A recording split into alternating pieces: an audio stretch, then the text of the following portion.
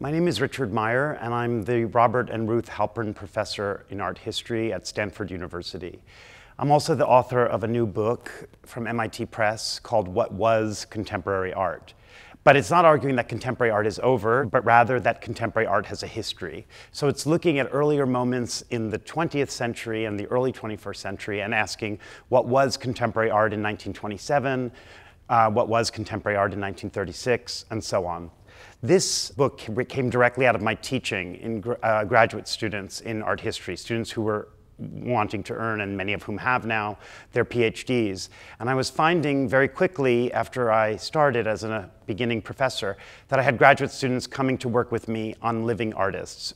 Sometimes artists who were, in fact, the same age, if not even younger, than the students themselves. They wanted to write dissertations on Cindy Sherman or Matthew Barney or Kara Walker. And I was concerned about this because there'd been this huge shift, but no one had really talked about it. How do you know what this art will be? How can you write a dissertation about what it was when we don't know yet what it will have been and what it will be in the future?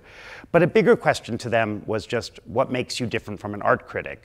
I started thinking about, well, what would a scholarly or historical account of contemporary art look like, as opposed to how would it be different from art criticism? And one of the issues that I came up with was that there needed to be deep research. So you're not only writing about what the artist has just done that day, but you're writing about what they did last year, what they did 10 years ago, and what other artists have done, and other people, not just, because artists are not only influenced by other artists, they're actually influenced by the larger world of which we're all part. I started saying to my students, you have to do research, and I don't know, the archives for your research may not exist in a traditional archive. They might exist in a drawer in the artist's studio, or they might exist in a series of interviews you'll do with the artist. The other thing that I realized as I got more involved in myself writing for places like Art Forum, beginning to do some curating, that there's a certain pressure that the contemporary art world applies. They should know who the hot young artist is of the moment, that they should be up on the latest exhibition or the latest biennial or art fair.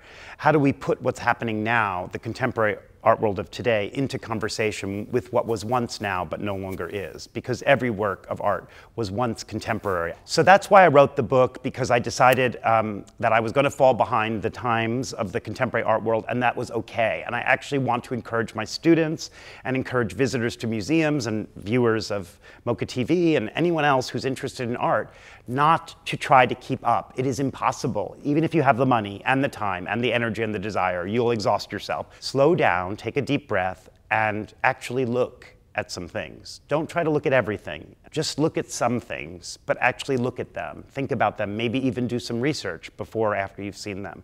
And think about the relation of those things, whether they were made 10 days ago or 10 years ago or 10,000 years ago, the relation of those things to the moment that you're inhabiting right now in your own contemporary life.